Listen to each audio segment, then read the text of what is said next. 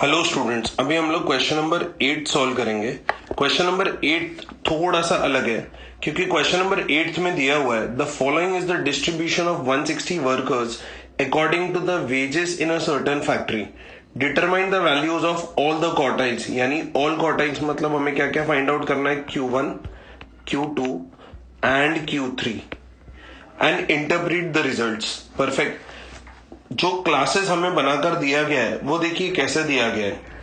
Wages more then in rupees, यानी 8,000 या 8,000 से ज्यादा लोग, टोटल कितने हैं 160, यानी ऐसे वर्कर्स जिसका सैलरी 8,000 से ज्यादा है, यानी वो 9,000 भी हो सकता है, 10,000 भी हो सकता है, 11,000 भी हो सकता है, 12,000 भी हो सकता है, 13,000, ऐसे कितने कोई भी रेंज में हो सकता है। ऐसे टोटल नंबर ऑफ वर्कर्स कितने हैं 160। तो सबसे पहले हमें क्या करना है, हमें इन्हें क्लासेस में डिवाइड करना है।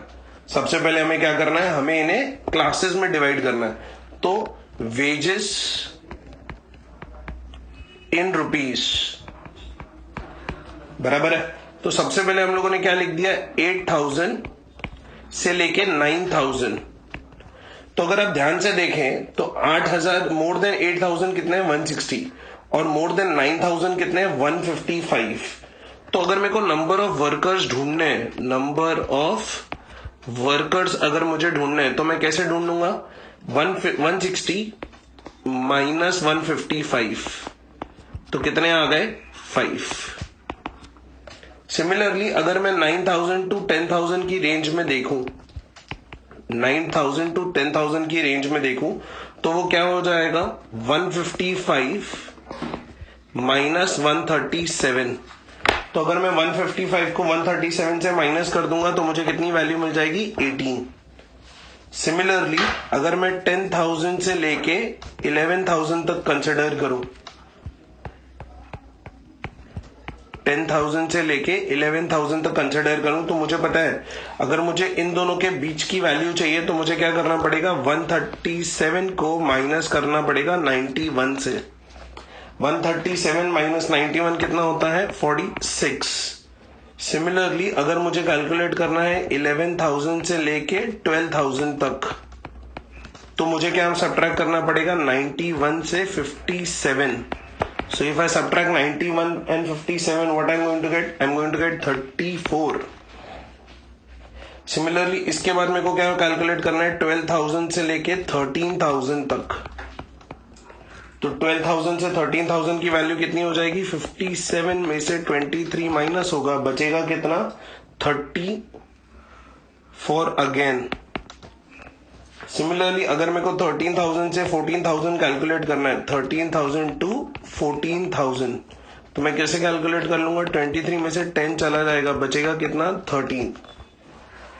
और उसके बाद अगर मेरे को 14,000 से लेके 15,000 कैलकुलेट करना है तो मेरे पास क्या बच जाएगा 10 minus 1, that is equal to 9। Similarly अगर मेरे को 15,000 से लेके 16,000 तक कैलकुलेट करना है तो मेरे पास क्या बच जाएगा 1 minus 0 and that is equal to 1। इस टेबल को हम लोग एक बार वापस से लिख लेंगे पूरा क्लासेस में और नंबर ऑफ वर्कर्स के साथ, और उसके बाद हम लोग क्या फाइंड आउट करेंगे, क्यूमुलेटिव फ्रीक्वेंसी लेस देन। एक बार मैं वो लिख लेता हूं and then we start again. अभी हम लोग क्यूमुलेटिव फ्रीक्वेंसी ढूंढेंगे। फर्स्ट वाले का 5 ही रहेगा, next one will be 18 plus 5, 18 plus 5 will be equal to 23. Next one will be 23 plus 46. That will give me 69. Next one will be 69 plus 34. And that one will be 103. उसके बाद आएगा 103 plus 34. That will give me 137. 137 plus 13, that will give me 150. 150 plus 9, that will give me 159. 159 plus 1, that will give me 160. So the total is 160.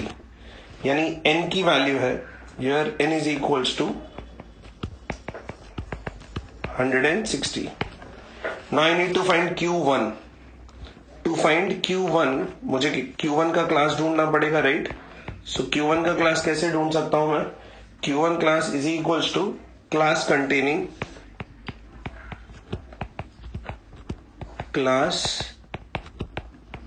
Containing n by 4th observation, class containing n by 4th observation, यानी that is equals to n by 4 will be equal to 160 by 4.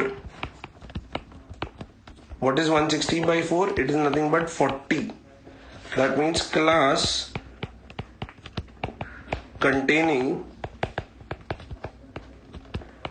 40th observation. इसका मतलब हम लोग cumulative frequency ढूंढेंगे which is just greater than or equal to 40th. We are going to find out cumulative frequency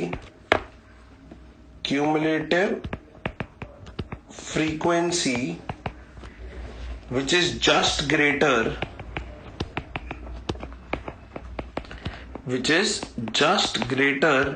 यानी थोड़ा सा ही बड़ा या इक्वल और इक्वल टू 40. ठीक है, and that is 69. That is 69. We'll copy that 69 over here.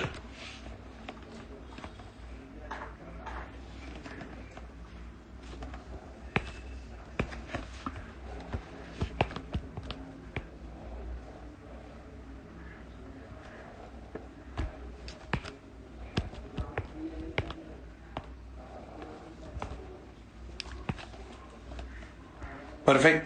तो 69 वाला टर्म अगर हम लोग कॉपी कर लेंगे तो हमें क्या मिलेगा? एक तो 9000 मिल जाएगा हमें. 69th वाला अगर हम लोग देख लें एक बार,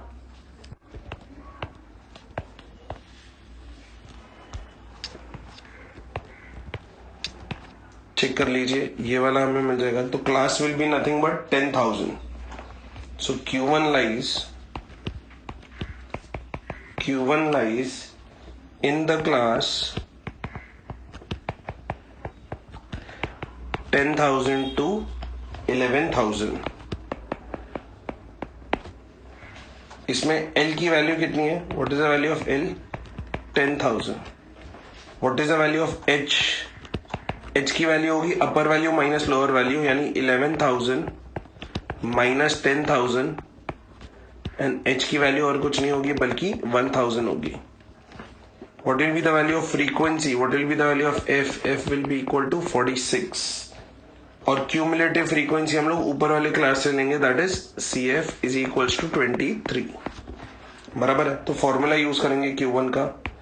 Q1 is equals to L plus H by F N by 4 minus CF.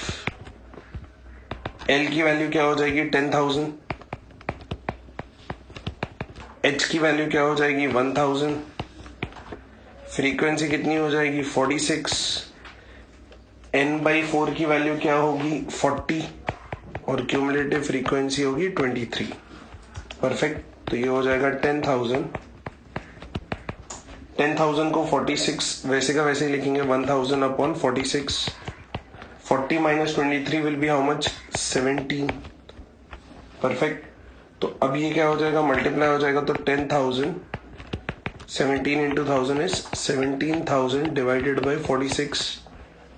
17,000 को 46 से डिवाइड करेंगे तो हमें आंसर मिलेगा 369.57. ऐड कर लेंगे तो वैल्यू आ जाएगी 10369.57. अभी सिमिलरली हम लोग Q2 फाइंड करेंगे. Q2 will be equal to, या Q2 का जो क्लास रहेगा, Q2 का जो क्लास होगा, Q2 class will be equal to class containing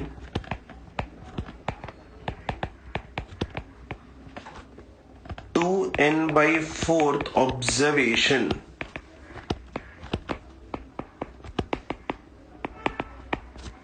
n की वैल्यू कितनी है 160, so it's 2 into 160 divided by 4, 4 1s are 40s are 40 into 2 is 80, perfect. So हमें क्यूमुलेटिव फ्रीक्वेंसी चाहिए, we need cumulative frequency which is just greater than यानी ऐसी value जो greater है किससे, ग्रेटर देन और इक्वल टू 80।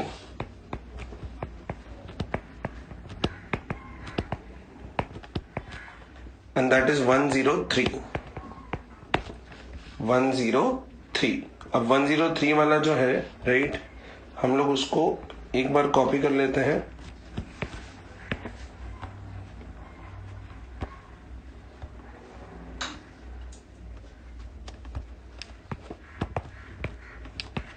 तो ये जो हो जाएगा वो हमारा हो जाएगा class of Q2।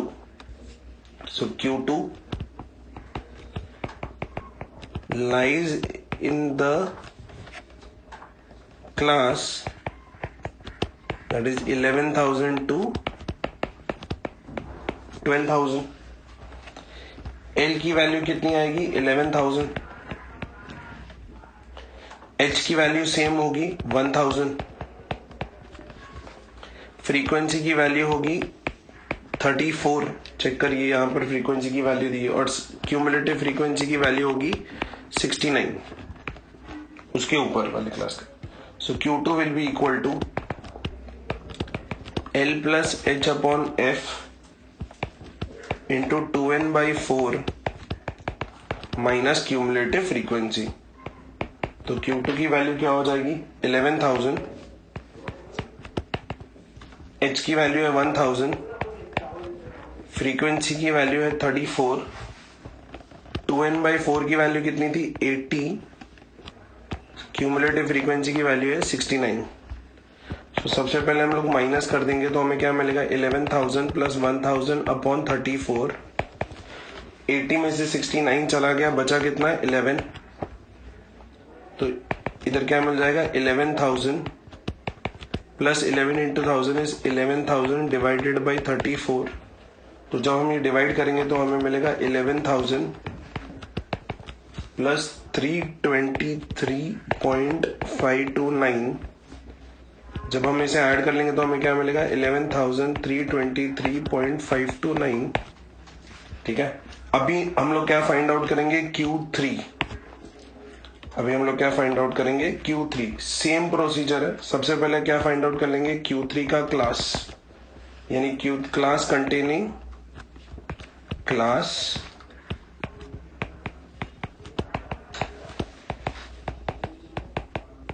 containing 3n/4 observation। So 3n/4 कैसे कैलकुलेट करेंगे 3n/4, so this is 3 times of n की वैल्यू हो जाएगी 160 डिवाइडेड बाई 4, तो वैल्यू बचेगी 120। परफेक्ट। सो हम लोगों को क्यूमुलेटिव फ्रीक्वेंसी फाइंड आउट करनी है, cumulative frequency which is just greater than यानी greater than or equal to 120 is 137। उस क्लास को हम लोग कॉपी कर लेंगे जिसमें 137 लाई करता है। सो बेसिकली वो यहां पर लाई करेगा।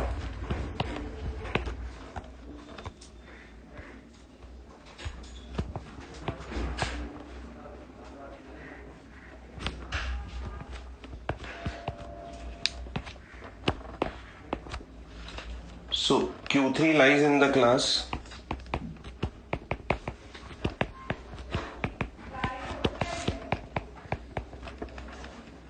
12,000 to 13,000।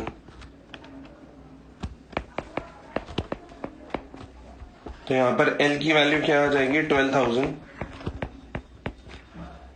एच की वैल्यू सेम रहेगी 1000, एफ की वैल्यू रहेगी 34 और क्यूमुलेटिव फ्रीक्वेंसी की वैल्यू है 103। सेम फॉर्मूला यूज करेंगे Q3 के लिए। Q3 के लिए फॉर्मूला क्या होगा, L plus H by F into 3n/4 minus cumulative frequency. तो ये कितना हो जाएगा 12,000। एच की वैल्यू क्या आएगी 1000, एफ की वैल्यू क्या आएगी 34, 3n/4 की वैल्यू थी 120 माइनस 103, सब्ट्रैक्ट करेंगे तो हमें क्या मिलेगा 1000 डिवाइडेड बाई 34 मिल जाएगा 17। अब मैं मल्टीप्लाई करूंगा तो क्या मिलेगा 12,000 प्लस 17,000 डिवाइडेड बाई 34 बराबर है। तो ये हो जाएगा 12,000 प्लस 500, तो ये हो जाएगा 12,500। जब हम लोग इंटरप्रिटेशन करना चाह रहे हैं Q1, Q2, Q3 का, तो हमें पता है Q1 की वैल्यू सबसे छोटी होगी Q2 से और Q2 की वैल्यू छोटी होगी Q3 से, यानी सबसे बड़ा होगा Q3। Thank you.